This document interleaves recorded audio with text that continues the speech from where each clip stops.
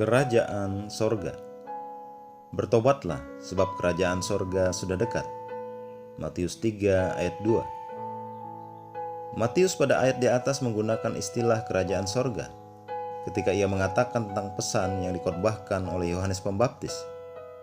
Tetapi ketika engkau membaca tulisan Markus, Markus menggunakan istilah kerajaan Allah. Katanya waktunya telah genap, kerajaan Allah sudah dekat. Bertobatlah dan percayalah kepada Injil. Markus 1 ayat 15.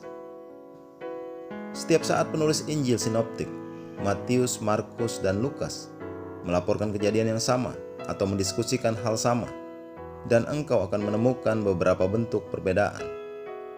Tulisan Matius sepertinya yang paling spesifik dalam mengulang perkataan Yesus, karena di antara tiga penulis, ia satu-satunya yang mendengar langsung dari Yesus.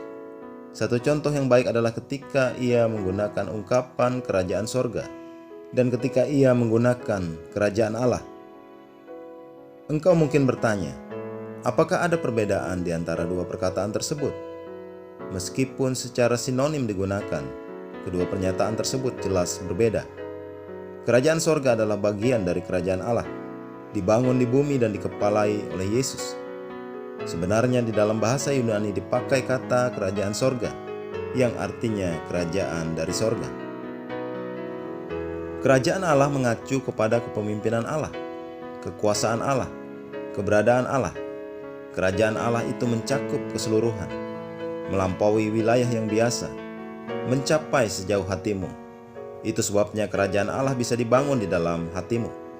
Yesus berkata kerajaan Allah ada di dalammu. Lukas 17 ayat 21. Yesus datang untuk membangun kerajaan sorga, yang artinya ia menetapkan kekuasaannya di bumi, sehingga ia bisa mengarahkan kerajaan Allah. Seperti duta besar kerajaan Allah, kerajaan sorga adalah kedutaan besar kerajaan Allah.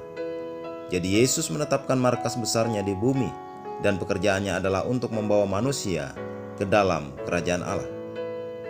Maknanya kerajaan sorga harus melakukan pekerjaan Yesus Kristus di bumi, yang sebenarnya kepanjangan tangan dari kerajaan Allah di bumi, dikepalai oleh Yesus Kristus. Kerajaan sorga adalah gereja, di mana kita adalah bagiannya. Haleluya. Mari kita berdoa. Bapa, sungguh sebuah hidup yang telah Engkau bawa kepada kami dan membawa kami ke dalamnya. Aku berterima kasih kepadamu untuk kerajaan Allah yang telah ditetapkan di dalam hatiku. Kedamaian, keindahan, kemuliaan, anugerah dan kehidupan Allah sungguh-sungguh bekerja di dalam rohku, dinyatakan di dalam dan melalui aku. Aku diyakinkan lebih lagi untuk memberitakan kepada dunia berita yang mulia ini. Kerajaan Allah ada di sini di dalam Kristus dan bekerja sekarang di dalam hatiku. Terpujilah Allah.